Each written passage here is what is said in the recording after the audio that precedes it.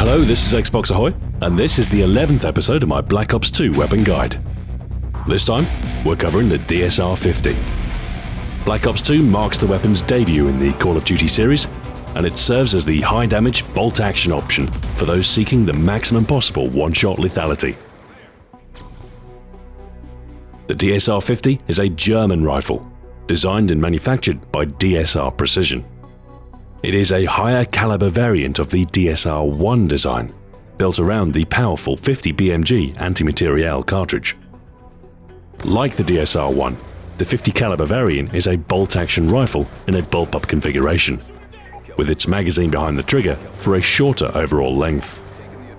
A forward magazine holder in front of the trigger holds a second mag for faster reloads, a useful trait given the paltry 3-round capacity of these standard box magazines. To combat the sizeable recoil of the 50 caliber round, hydraulic recoil buffers and a specially designed blast compensator are incorporated into the rifle design. The latter component is part sound suppressor, part muzzle brake, mitigating noise output, visual flash, and felt recoil. In-game, the DSR 50 boasts impressive damage. No other bullet-based weapon can trump this rifle's one-shot potential. A shot anywhere above the waist, whether to the arms, stomach, chest, neck, or head, will kill outright.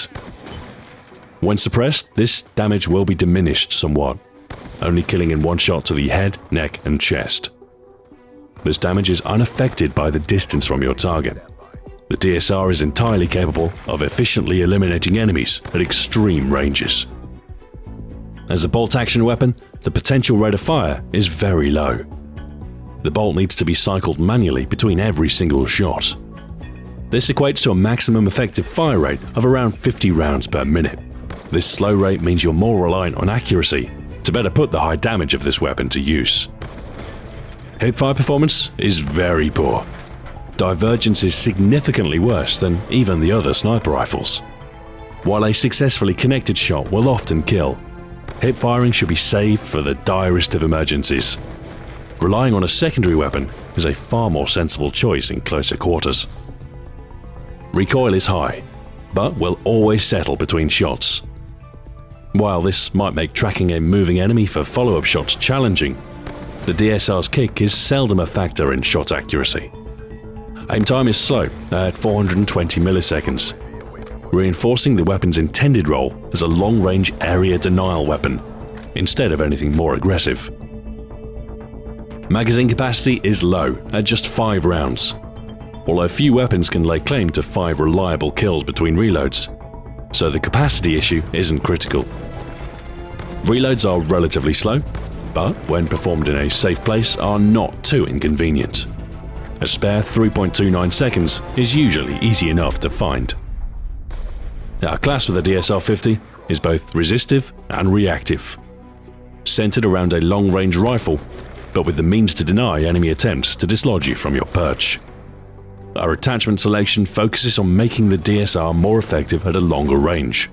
The awesome power of this weapon is most effective over the longest reaches of any map. You'll perform better as a sniper by keeping the enemy at an arm's reach, instead of taking a more aggressive role and quickly scoping a close-range foe. First up, the ballistic CPU will help reduce your weapon's sway while aiming, improving the ease with which you may rest your crosshairs onto target. While holding your breath will yield the steadiest shooting platform, there will be many times when you don't have the luxury to pause before aiming, and the lower sway will make a critical difference to your available accuracy. Continually staring down your scope can prove a dangerous prospect, with tunnel vision blinding you to peripheral enemies. The variable zoom attachment is a great help, with the 2 zoom options giving you much needed flexibility while aiming with the DSR. The lower zoom default will allow you to survey a much wider area than the regular scope, giving you better notice of enemy activity in front of you. Zoom in once you've acquired a distant target for a greater degree of precision in your shot and better odds of an instant kill. Next up, we'll be using the Overkill wildcard to elect a second primary, and to provide the perfect defense against incoming enemies wielding SMGs. What better way to fight SMG fire but with an SMG of your own? Many might expect a sniper to be at a disadvantage in a close-range firefight, but, courtesy of Overkill, you can flatten their advantage. You'll want an SMG that is particularly well suited to hip firing. One of the faster firing choices, such as the MP7, Vector or Scorpion, would be my choice. To really shine in close quarters, we'll also add the laser sight to our SMG of choice. With it, your close-range performance will be blinding. With a secondary SMG, your fast-handling defense is assured. The trick is to remain alert enough to react. If you're feeling fruity, you could swap out the SMG for the might of a shotgun instead. Few foes will expect a buckshot surprise upon approaching a sniper's nest. Our perk selection combines resistivity and reactivity. The latter is essential to make good use of our second primary. First up, Flak Jacket will protect you from enemy explosives. Only an occasional threat for a long-range class, but a useful resistance when facing grenade-happy enemies riled by your presence. Next, a critical part of our build, and an essential cornerstone to our Overkill strategy. Fast Hands permits faster weapon switching for the use of your SMG as though it were a pistol. When facing incoming assailants, you'll seldom have more than scant notice, so every second counts. This perk will save your life with startling regularity. Our final perk is Tactical Mask.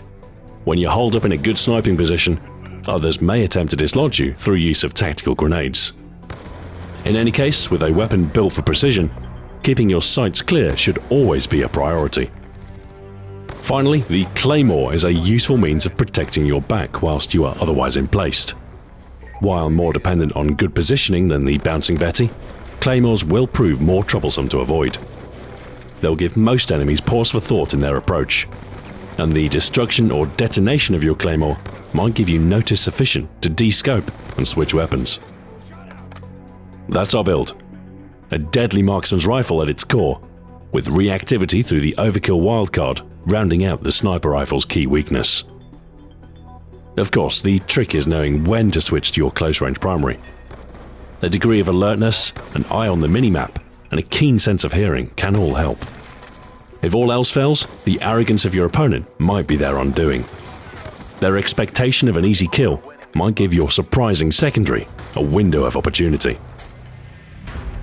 The DSR 50 is a weapon of unmatched potency, able to instantly snuff opponents at any distance with a degree of reliability unseen in the other sniper rifles.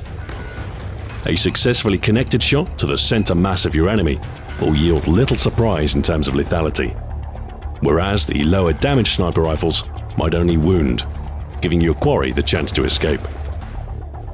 This reliable performance is paid for with all-round slow handling, however, the bolt action mandating careful shots, the slower aim time requiring that you fire from a prepared position. Few weapons will prove as ineffective at a close range. In a fast-paced gunfight, you'll have just one chance to land an unaimed shot before any savvy opponent will get the better of you, and the DSR has the worst hipfire performance of any weapon. Still, that's where your secondary weapon comes into play. And while the DSR might not be particularly versatile, few weapons come close to competing with this sniper rifle's ranged potential. This German weapon is a true marksman's rifle, ideal for lone wolf snipers seeking reliable lethality. If your aim is true, you'll find one-shot kills with a DSR. Are as simple as 1, 2, 3. Thanks for watching. This has been Xbox Ahoy. Join me next week when I'll be covering the next shotgun, the S12. Until then, farewell.